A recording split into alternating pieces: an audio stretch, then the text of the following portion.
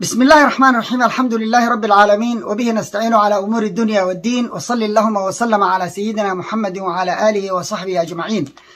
أسعد الله صباحكم ومساءكم ولياليكم أينما كنتم وحيثما حللتم. ولا الله الصوماليين ميلاد جوجتان بإلهي سبحانه وتعالى إذا كو أمان يلو عدي دبندبك الله كقادو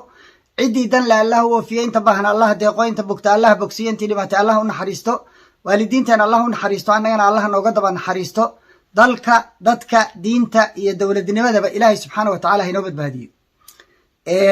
Maanta waxaan ka hadlayaa guddoomiye ku-xigeenka koowaad ee baarlamaanka Soomaaliya ayaa fariin khaas ah WhatsApp-kayga iigu soo dirtay. Fariintaasoo ka koobnayd sawir iyo qoraal. Sawirku wuxuu ahaa maxkamad ka dhacday dalka Netherland oo ay ku guuleysatay gabar la yiraahdo Deeqa Yaasiin oo ahaan jirtay wasiirka haweenka Soomaaliya. ay kaga guuleysatay nin u dhaartay oo baraha bulshada dhexdooda uga dhaartay oo yiri hal la dilo oo anaa ka mas'uula cidii disha oo al-shabaab ha dileen sida ay ku soo qortay iyadu Twitterkeeda ayaa shalay la xukumay oo laga guuleystay. warqadaas journalkii af Netherlands ku qoran bay soo dirtay anoo af Dutchkana ma aqaanin laakiin tan Ingiriiskana akhriyay bay soo dirtay. waa qodob qaybta labaad waxay u qaybsan tahay ay iyo habaar. Ayda ay waaweyn baa ku jirtay oo aan sheegi karin. de markii loo baahdo hadii loo baahdo in la publish gareeyana markaas aan sii deyn doonaa. laakiin ayda halkaas aan u deynay way ayday intaas aan u deynaya. qaybta dambana waxay habaar.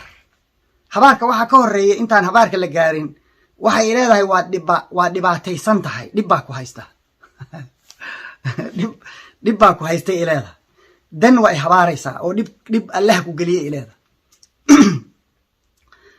qaybta maxkamaddu marka xageega khusaysa aniga saad ogtiin Deeqo waxay ahayd wasiirkii soo geliyay baarlamaanka keenay xeerkii jinsiga.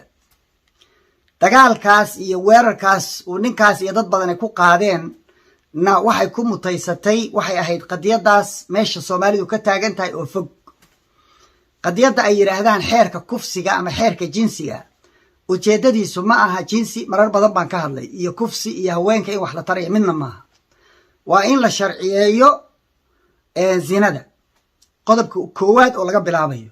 waxa ku xiga oo hadaladiisa kamid ah hadii laba nin isu tagto khaniisnimo. saan idin sheegay sharciga koodija binaalihi Soomaaliya 1962 la baasiyay oo laga soo qaatay xilligaas adduunka oo dhan oo conservative ahaa Ingiriiskii xukumi jiray qaybta Soomaaliya waqooyiga xukumi jiray. xeerkiisi u qornaa oo sidiisi loo soo qaatay ayaa waxa lagu qoray dastuurkeena oranaya qofkii laba nin hadii ay wax iska dayaan xukunkoodu shariicada islaamka loo bandhigaya waana dil buu gaarsiisan yahay. xeerkaas weligii lama taaban. intaa waxay ka shaqeynayeen Norway iyo Netherland iyo European Union iyo cid kasta oo kale oo ka shaqeysa gay iyo lesbian oo ay kamid tahay baarlamaanka Netherland oo maalin dhaweyd baarlamaankeena guddoomiyaheena casumatay naagta madaxda ka ah oo ah openly lesbian oo u ololeysa dadka isku jinsiga inay isguursadaan. haddana la leeyahay maxkamadda kharashkooda iyaga bixiyay la leeyahay ayaa dabada ka riixayay oo keenay baarlamaanka ku soo caburiyay. gabadhu marka waxay ahayd facekii la kari waayay oo laga leexin waayay oo cid kasta jiirtay oo culimada jiirtay oo wasiirada khasabka lagu soo marsiiyay oo kadibna baarlamaanka la keenay. Maxamed Mursal iyo Muuday Ilaahay subxaanahu wa ta'ala ajra ku siiyo. I believe inuu Ilaahay jannada ku gelinayo dagaalka ay maalinta u galeen difaaca diintooda. insha Allah ta'ala inuu Ilaahay ku janneeyana waa weydiisanaya. waa tii laga diiday. Saacadiyo aniga marka xagee bay igaga xiraysaa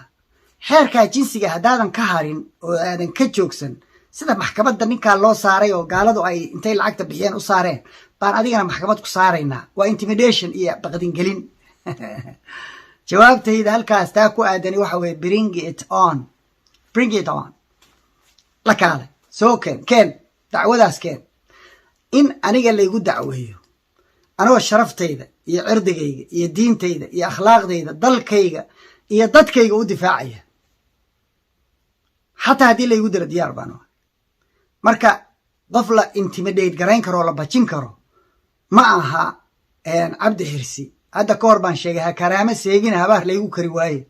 التاس وحلا يصدر سوشيال ميديا دراد كوا سوشيال ميديا يقدوا عيني وذات جاز تريق ما كل حاجة حنون باهية لو تعي يعني والهبار ليجو كريواي بيرودقي إسماعيل من رحمة الله عليه هكرامة سيجينا هبار ليجو كريواي بهاشان كهري ما ينضل كان وقريمة يناد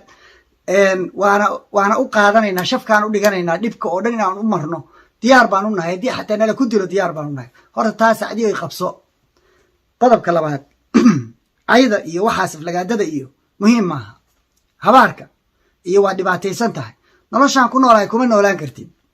نلول لقونا ولا تلقوا أنا أحسن بكون ولا رب سبحانه وتعالى وانا بكون مهتسن نلول إسكارسيسن أو ما يسترن بكون ولا والدين ي دتنمو يدقالة أنت بهايسته دقاق ماهي دين تيدنا قدن ماهيو فورسيل يبيع ماهي إلهي وايد داقي ربي بانا كما هسن نحمد الله سبحانه وتعالى ونشكره وابوحنا نفي مالبا إلهي سبحانه وتعالى بانا كما هسن لنا كستنا وكدغناي قفك هدي هذا عيد اللي بكتشرتو كتشري أنا معها عيد كلا للرادي حبارك كوسو هاري تحقيق ملهي maxaa ka carootay waxaad ka carootay laba arrimood xeerkaas oo aad rabtaan inaad lacag ku qaadataan ka aamus leedinka yeeli maayo aniga maxaa igu kalif hadda inaan ka hadlo Sacdiyo waa dhici kartaa qofku inuu isweydiiyo anigu nin weyn baan ahay nin baqayana maahi nin intii meel garayn karaana maahi dal nabadana waa joogaa in badan bay ii dhaartaan hatta magaaladayda kuwa ila joogaa ii soo qoray waa ku dilaynaa masaajidkan kugu imaanayna mid Axmed Madoobe in adeerkiisa ii soo qoray oo mid kaloo wasiirka arrimaha dibadda Djibouti oo anfariga ay isku reeriyiin oo anfariga magaaladan kula jooga ay Kalgary ugu qoran tahay deegaankiisa baa ii soo qoray waligay ma dacweeyo Minnesota mid jooga ii soo qoray waa ku imaanaya codkiisa waa haya oo duuban yahay Ingiriiska mid jooga ii soo qoray waa lagu bireynaya intaan al-shabaab ka sheegay kuwa kale oo tiro badan oo al-shabaab iga difaacaya meelo badan oo adduunka kamid ah waa ii soo diraan waa ku dilaynaa alla dilaa dhinta nin baqayana maahi ربي سبحانه بدك لا أهدان أنا وهذا دينته أو كل دينته وحصها أو حقه سواء هذين ما سواء دوني ما درجات العليا بالوجارة ديل كله يدلو قفك إنه حق سوى دفاعي يدلو ماشي أقصر رسالة تجا شهيد بالإيران وعليه الكرماء مركز سوداية تاسوا قضب هذا كان وحانية يكلفي تتكبل كورما مساكين تا إيش شعبك إيش الصوماليين وإنتي دولة وحكي شيئان أما قبل صد السعودية وحكي شيئان يكون لمتك Soomaaliya jooga bal waxay kula dhaqmayaan idinku imagine gareeyay arinta kaliya sawira maskaxdiina ku fakara maxay ku sameeyaan baqdin gelinta iyo handadaada qofka miskiinka ah oo Soomaaliya jooga loo goysan karo aan hadli karin haduu kelmad yiraahdo bal qiimeeya oo qiyaasa anigaasay ugu dhacday maxay idin la tahay dadka masaakiinta ay ku sameeyaan waa siyaasiga Soomaaliyeed waa noocaas war waxay idinaan aqoon kursiga ku fadhidaan dalkan hadda aan joogo deputy speaker ka ama ku-xigeenka baarlamaanka qofka gudoomiye ku-xigeenka ka haduu kalmadan ii soo diri lahaa maanta aan soo shaaciyo looyarada magaalada wadanka joogo dhan baa soo wici lahaa lacagta adduunka laga dhufan lahaa lacagta adduunka yaa laga heli lahaa laakiin inaan dacweynayn Soomaaliya ogtahay oo aan Soomaaliya dacwo u qorin dacwana aan dacweynayn dawladda Soomaaliya marka waxay kaloo tusaysaa levelka aqoonta dawladnimada ay ka joogaan dadka madaxdeena waa zero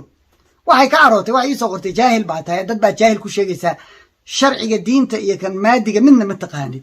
dad baa jaahil ku sheegaysa marka Sacdiya xagee bay hadalka ka keentay maxay se uga carootay hadda ka hor baa waxaan iri Sacdiya waxay ka hadashay bal hadalkan dhageysta wax yar anuu buug baan wadaa aan rajaynaya inaan dhameeyo marka xilka ka dago run ahaantii rag badan oo aad u badanna inay soo geli doonaan waxaan rabaa inaan ogaano dumarow maanta maadaama innaga laynoo ku magac daray golahan haddana waxaan ognahay adduunka hore u maray waxaan u malaynayaa 1961kii inay ahayd John F. Kennedy waddanka markuu haystay xuquuqda dumarka Soomaaliyeed ee Maraykanka ninkaasaa u istaagay ugu naqeeyay wuxuu ku guulaystay haddii naag la taabto ma haddii la kubsado ma haddii la dilo inay haraasmentiga soo galayso inay hadday wacdo nambarka 3 xaraf ee Maraykanka in ninkaas uu qodob u tagsan uu yahay oo uu wajahayo dhibaato badan annagoo baarlamaan ah waxaan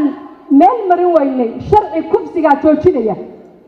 ayadoo dadka ugu horreeya ay ahaayeen wadaadadii oo aan ka hor dhaqaaqi weynay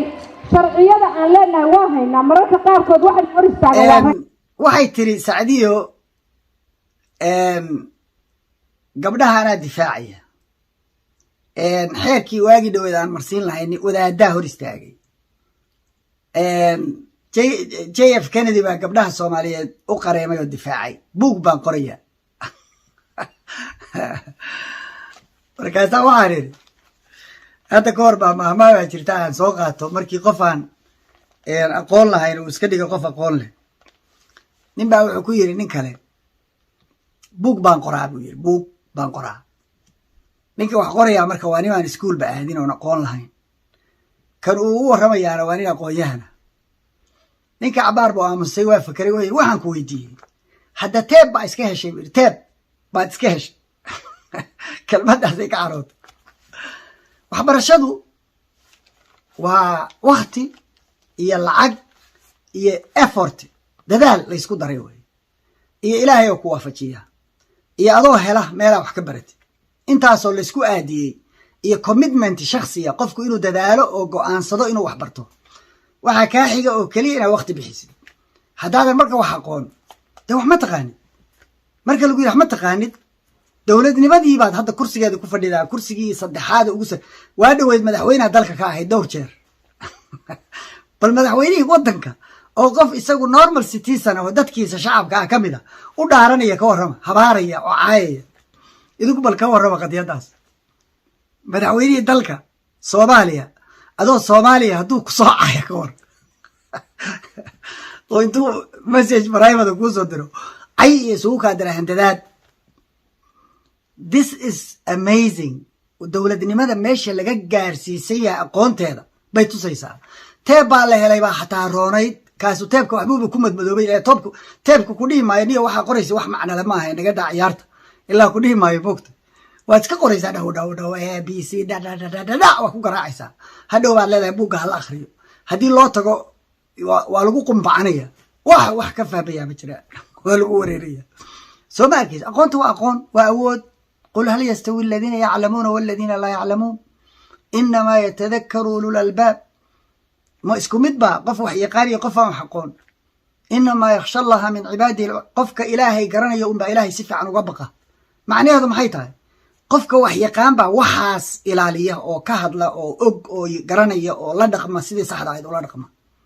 waxaa si saxa ula dhaqma shay kasta ciddii aqoon u leh fas'aluu ahla dikri in kuntum laa taclamuun sababta loo leeyahana waa intaa haddaydinaan garanayn weydiiya dadka wax yaqaan marka dowladdii Soomaaliyeed dadka mas-uulka ka ah oo wejiga inoo ah waa dadkaas dadka levelkaas ka taagan ayaa inoo ah maxaa tala ah marka waa inaan qaylino oo dhawaaqno oo sacrifice la sameeyo oo qofku isu soo qadimo oo dhibaatada iyo handadaada iyo u adkaysto marka kolle anigu diyaar baanu ahay insha allahu tacaala waana wadayaa waxaan mar kale xasuusinayaa Sacdiyo iyo ciddii kaloo hawshaa ku jirta iyo reer Norway iyo reer Netherland iyo gabdhaha feministaha oo beenta loo sheegay oo waxaas la wareegaya iyo ciddii ma garanaysaa lacag ku qaadata iyo kuwa ku bixiya iyo waxaan u sheegaynaa Soomaaliya waa dal muslina boqolkiiba boqol muslina wey dhaqan muslim bay leeyihiin shareecada islaamka wax walba ku qoran yihiin maa faratnaa fi lkitaabi min shay wax aanu ka tagnay oo kitaabkaa ka maqani ma jiro uma baahnayn xeerar dibaddana oo ka keenay waa haysanaa already xeer kufsiga la dhaqma oo ku difaacano waa haysanaa waxaan u baahannahay siyaasiyiintu inay ka shaqeeyaan fulinta sharciga aan haysano mid kale inay noo soo waaridaan oo millions of dollars fiir waxaa la yidhi 500 oo milyan yaa lagu qaatay oo Soomaaliya lagu bixiyey Soomaaliya lagu siiyey jinsiga maalin dhaweed waxaan arkayay qolada cimilada kuwa la yiraahdo green fund cimilada cagaarka ah dhaqaalaha iyo garantiska lagu bixinayo oo ka hadlaya jinsiga $10 qofkii soo qaado Soomaaliya u soo dira wuxuu soo raacinayaa naagaha iyo maxaa naagaha iyaga idinku taagay يعني واحد يشيغيا ما كشقينيا waxaani dalka Soomaaliya waxaad abaabuleysaan oo kicinaysaan oo aad taageero siinaysaan argagixisada iyo dadka xaq jirka ah inay buuq iyo dagaal kiciyaan oo yiraahdaan dalkii baa la boobaya gaala loo soo diro diinteena duula lagu yahay oo iyagii markaa sympathy loo qaada baad keenaysaan idinka yeelimayno labadiinaba waa idin la diraynaa idinkii argagixisada baa meel baa idin saaraynaa insha Allah ta'ala isku mar baad ka baxaysaan saaxada marba wada dhumaysaan Soomaaliya dhaqan bay leedahay bal Kenya dhageysta labadii madaxweyne oo isaga dambeeyay kan hadda joogo cusub si aanan tawaraysiga ay ka qaaday dhageysta halka wax ka fahma war dhaqan baan leenahay biranay khaniis iyo waxa noolaba iman kartaa mid baan leenahay dhibkaas ma bahaysanaba that's no issue for us annaga problem no haysta maaha Afrikaanku waa yaqaaniin say ula dhaqmaan Soomaalidii muslimka ahayd baa laga karlaayay niman gaala baa diidan oo nagala tagaa noola imaanine Soomaali baa la soo ordaya dhag oo intay khimaar ku soo qaataan oo madaxa ku soo duubtaan bay haddana waxay hoosta ku wataan ciyaar suuqnimo iyo magaranaysa makhaanid iyo khaniisnimo bay dabada ku wataan oo ay u qareemay ma yaqaaniin waysan akhriya aqoon they don't understand hadday akhriya yaqaaniinna waa dad liberal oo diintoodii iyo akhlaaqdoodii iyo ka tagay oo aan rabin marka anaga aan ugu khasbinina waran wane hadda soo dhigtaan baarlamaanka waa codeynayna waa tuurayna xeerka waxa ku yaala baarlamaanka iyaga qodobka koowaad qof wax alla wixii diinta islaamka ka hor imaanaya waa null and void annagu xeerkaas aan haysanaa meel ka mari kartaana male waxa keentaan waa la tuuraya maxaa yeelay xeerkaas burinaya xeerkaasna lama bedeli karo xeerka maalinta la bedelo baarlamaanka dibadda loo tuuraya kulligiis qof alla qofkii isku dayana waxaan baarlamaanka ugu baaqayaa qof alla qofkii qadiyada soo qaada dibadda u tuura hadduu xil hayana laga qaado saacadii haday mar dambe soo qaado xeerkaas xilka laga qaado dibaddana ha loo tuuro waliba impeachment kaliya ayaan lagu sameeyay oo position ka ah laga fasliyo baarlamaanka laga saaro dibadda ha loo tuuro ha raadsadaan iyagu haday gaalada iyo rabaan wax ay wataan halkaan ay nala joogaan khaniisiintii halkaan imaada halkaan ay joogaan iyagoo baar leh Netherlands bay joogaan oo baarlamaankooda ay xukumaan maxaa ugu ordaysan Soomaaliya dhaqan kale leedahay diin kale leedahay akhlaaq kale leedahay meelaha laga keenay oo laga soo waariday u celiya oo u geeya masaladaasna ka harimayne war ha karaama seegina habaar la igu kari waaye anigu sidaydaba waxaan u gadanahay difaaca dalkaas dawladnimadiisa iyo diintiisa iyo dadkiisa iyo xoolihiisa iyo resourceskiisa intaas ana u gadan in la igu dilana diyaar ah marka isdaaladine dadkana handadinina kursiga fadhidaan xurmeeya kursigii wadanka ugu sareeyo saddexaad baa anigoo shacab ay soo handadaya dhaqan xumada dawladnimada iyo yani waa meel qaaba ah oo yani duur ah baan dawlad ka raadinayna dadka dawladeena xukuma waa dadka ilaahay baa inoo maqan khayr badan baa idin rajeynaya billahi tawfiiq wassalaamu calaykum wa rahmatullahi wa barakaatuh